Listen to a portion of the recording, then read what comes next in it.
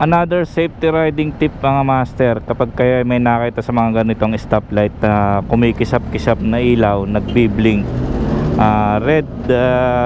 red light or orange light, no, na nagbi-blink.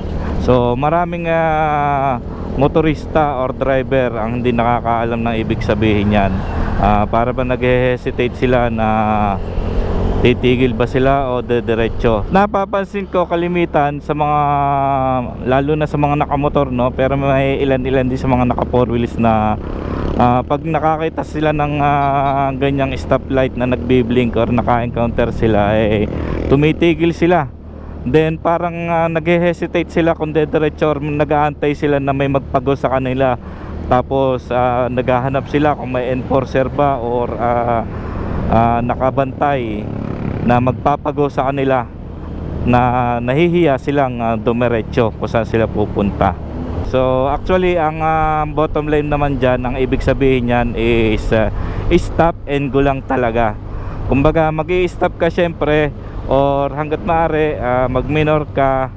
Then ang rules ng ganyang nagbi-blink na ilaw sa stoplight ay first come first go na sinasabi. So titigil ka din kapag walang sasakyan na tatawid or liliko.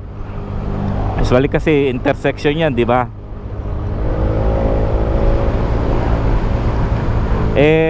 Ayun, kung sinong unang dumating sa intersection at unang tumigil, ay syempre siya yung mauna ding mag-proceed kung saan siya pupunta, kung kakaliwa ba, kung kakanan, or kung dediretso.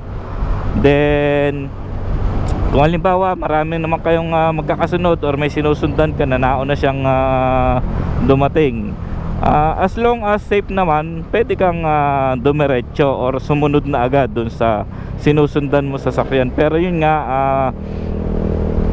ang bottom line dyan, ang pinakamahalaga dyan is first stop, first go ang rules ng ganyang nagbiblink ang ilaw na pula or orange. So kalimitan is walang masyadong traffic, kaya ganyan ang ginagawa ng mga enforcer,